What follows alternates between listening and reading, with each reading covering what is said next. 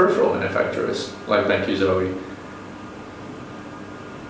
They have done something right, which is the reason why I joined them, because they focused on something that I love. It wasn't just gaming, it was esports. They focused on esports. Having that kind of focus gives you an advantage because it's like Nike for soccer, specifically for soccer. They've got such a huge, many brand divisions, but that soccer division focuses solely on soccer, and they've got the money and the resources to have all the golf divisions and web division. When a division is not doing well, they shut it down and they move on and so on and so forth. With esports though, most companies don't have that focus. They think they do, but they kind of lump it all together with gaming, and it shows. The products that they create or the content that they come up with, it does not strike a chord with this current generation that is so well informed. They can cut the fluff out just like that. They'll see a guy talking about a product and they'll be like, yep, he's been paid to say that. Or somebody will say like, oh yeah, use this because I do, and then they see online because you can't hide anything from people these days. They'll be like, no, he wasn't using that, he lied to me. And the minute they see that, all that trust is gone. So peripheral manufacturers who come in these days need to be a lot more honest about what they're hawking, so that they don't ruin a market which is potentially a gold mine if you make the right stuff.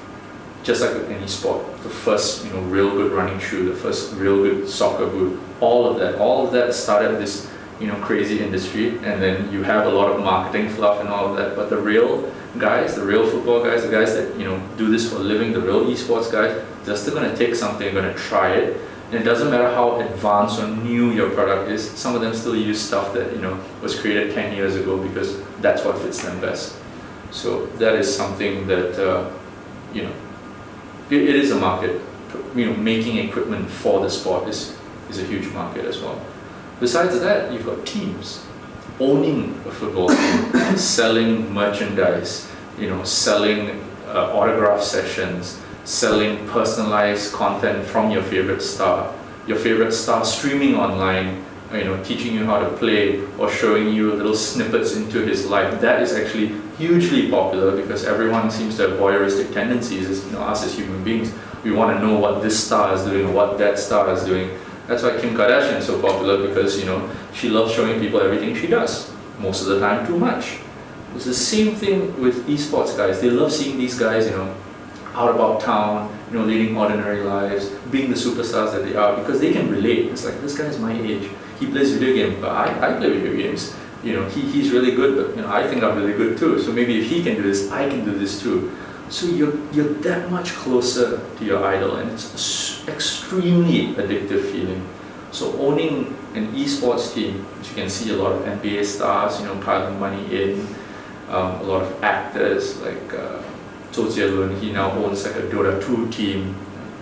He's a huge Taiwanese superstar. He's got millions of fans all over the world. But even he sees the value in esports because he realizes that this is eventually going to rival the biggest, it already has in many countries. It is going to rival the biggest sports and eventually take over. If a team walked into my office and said, hey, I would like for you to sponsor me, my first question would be, the first thing I would do is look at, say it's a 5-man team. First thing I would do is look at the 5-man team, look at how long they've been together, look at whether or not there's a possibility of them staying together for the next 2 years. This would mean they need to be agreeable to signing a 2-year contract that you can enforce. That's one thing. A lot of times you will have guys who are in the middle of university, or they are, they've got national service coming up, and they'll have all these other obligations.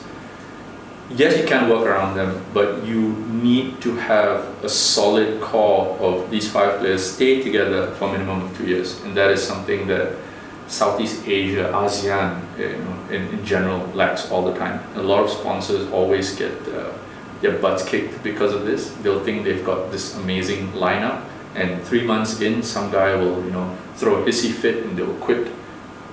So the first thing you look for is stability. The second thing I would do is to try and test the temperament of these players.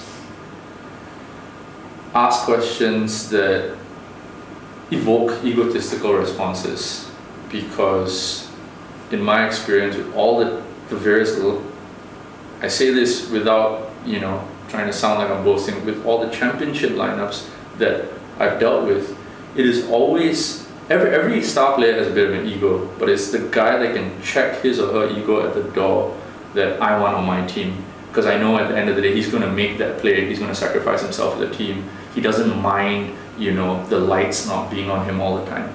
I would ask questions that would evoke a very emotional and egotistical response. And if you look at a team that relatively stays humble, and you can see from their social media presence that they aren't complete tools, then that's another plus for them. The last thing, work ethic. A lot of teams that I've spoken to in the past 2 to 3 years, so how many hours a day do you practice a week? They'll come up with something like, we practice about 30 hours a week. We're talking 7 days a week, and you practice 30 hours, and you want to be a professional player. Said no successful player ever in the history of any sport. Okay, it does not work that way. You could have a full-time job from 9 to 6, but from 6 to 1 or 2, that is your hustle. That is what you need to be doing. You need to be working on it. So if a guy comes in and tells me, I'm spending 30 hours, and then like on the weekends I do this to relax, I'll be like, you have plenty of time to relax when you actually made it, as a big star. For now though, hone your craft, spend that time. So work ethic, temperament, and stability. Companies shouldn't need to worry about how social media savvy are these guys, how well do they photograph.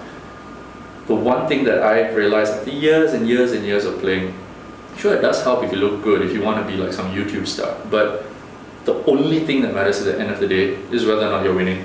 If you're winning, people love you. Everybody loves a good winner.